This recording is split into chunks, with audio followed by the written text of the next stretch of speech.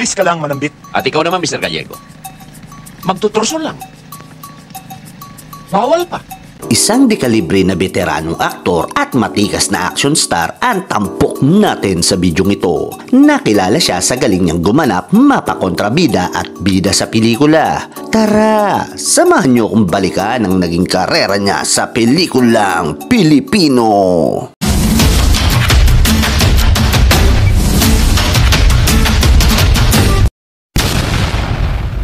Siya ay si Eduardo Burches Garcia o mas kilala natin bilang si Eddie Garcia o Manoy sa harap ng kamera. Ipinanganak noong May 2, 1929 sa Huban, Sorsogon. Lumaki sa lolo't lola ang ating bida. Ang kanyang lolo ay may lahing Espanyol at naging kapitan ng isang Spanish Army. At ang kanyang lola naman ay taga Pampanga. Nagtapos siya ng elementarya sa Sorsogon Elementary School at nag-high school sa San Beda College sa Manila. Dito na rin siya kumuha ng kolehiyo ng 3 taon sa kursong AB Psychology bago siya huminto ng pag-aaral. Naging miyembro ang ating bida ng Philippine Scout matapos ang World War II na nadistino sa Japan bilang military policeman. Matapos nito, pinabalik siya ng kanyang commanding officer para sa panibagong misyon. Pero ito ay tinanggihan ng ating bida sa kadahilan ng kinumbinsi siya ng isang kaibigan na pasukin ang mundo ng pag-arte. Una natin siyang nakita sa pelikulang Siete Infantes de Lara noong 1949 na idinirect ni Manuel Conde. Nagpakita ng galing sa pag-arte si Manoy, kaya naman naging sunod-sunod na mga proyektong alok sa kanya. Siya ay lumabas sa ilang pampelikula ng LBN Pictures. Matapos nito ay lumipat siya sa Sampaguita Pictures. Siya din ay pinarangalan ng 3 beses na magkakasunod na taon ng PAMAS bilang Best Supporting Actor sa mga pelikulang Taga sa Bato noong 1957, Kondinado noong 1958 at Tanikalang Apoy noong 1959. Ginawaran din siya ng Best Actor ng PAMAS sa pelikulang Tubog sa Ginto noong 1971 na idinirect ng batikang direktor na si Lino Broca. Pinasok din niya ang pagiging direktor at ang unang pelikulang kanyang idinirect ang pelikulang Karugtong ng Kahapon noong 1961. Nagpamalas din ng galing ang ating bida sa mga aksyong pagganap. Ilan sa mga pelikulang kanyang pinagbidahan na talagang tumabo sa takilya ay ang Mayor Latigo at Boyong Manyalak, Hoodlum Terminator noong 1991, alias Ninong, Huling Kilabot ng Tondo, at Andres Manambit, Angkan na Matatapang noong 1992.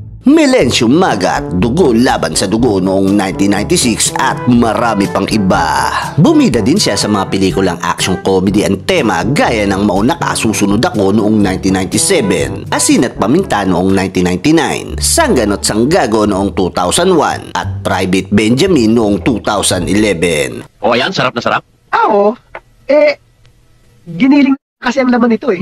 Ang kanyang estilo sa pag-arte ay talagang epektibo sa bawat ginaganapan niya sa pelikula at ang kanyang dedikasyon sa kanyang trabaho ay hindi matatawaran, kaya naman hindi nakapagtataka na siya ang aktor na nakakuha ng PAMAS Hall of Fame para sa Best Actor, Best Supporting Actor at Best Director. Kaya naman binansagan din siya ang Best Filipino Actor of All Time. Pinangarap ng ating bida na maging isang sundalo, ngunit dahil napamahal na siya sa pag-arte ay nagtuloy-tuloy na ito. Sa tagal niya sa industriya ay napanatili nito ang kanyang tikas at malusog na pangangatawan. Kaya naman naging balan lahat sa nakakalungkot na pangyayari habang siya ay nasa taping ng isang palabas sa GMA noong June 8, 2019. Siya ay aksidenteng nahilabid sa isang kable. Unang tumama sa kanya ang ulo, dahilan para mawalan siya ng malay. Walang nakaantabay na ambulansya at medical team sa set, kaya agad siyang binuhat ng mga staff at isinakay sa taxi at tinila sa Mary Johnson sa Tondo. Matapos malapatan ng paunang lunas ay inilipat siya sa Makati Medical Center.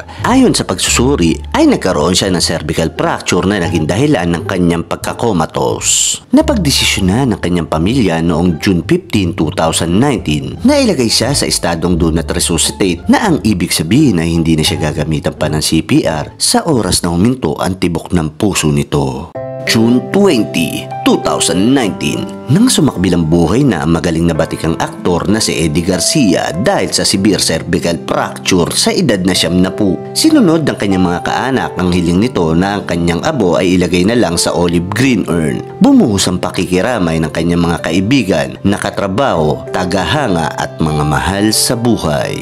Lampas sa 700 ang kanyang naging palabas sa pelikula at telebisyon na kanyang naging kontribusyon sa Pinilakan Tabing. Ang kanyang hindi malilimutang pagganap at pagiging profesional ay magiging inspirasyon sa mga susunod pang henerasyon. Ang bidyong ito ay pag-alaala sa mga hindi malilimutang naiambag ni Manoy Eddie Garcia sa pelikulang Pilipino. At dito na natin tatapusin ang bidyong ito. Ikaw, anong naging pelikula ang kinabilangan ni Eddie Garcia at talagang napabilib ka na karakter niya? At meron ka din bang mga alam na linya niya sa pelikula?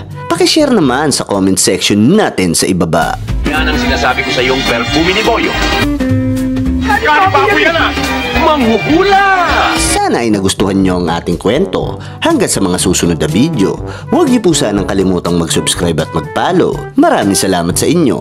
I-share niyo po sana ang bawat nilalabas kong video. Hanggang sa muli. Paalam! Pero saan buto pa ang gusto kong masubukan at ang mabinyaga? Tang, anong klaseng buto yun? Ay, di yung buto ninyong nakasuot helmet ng aliman.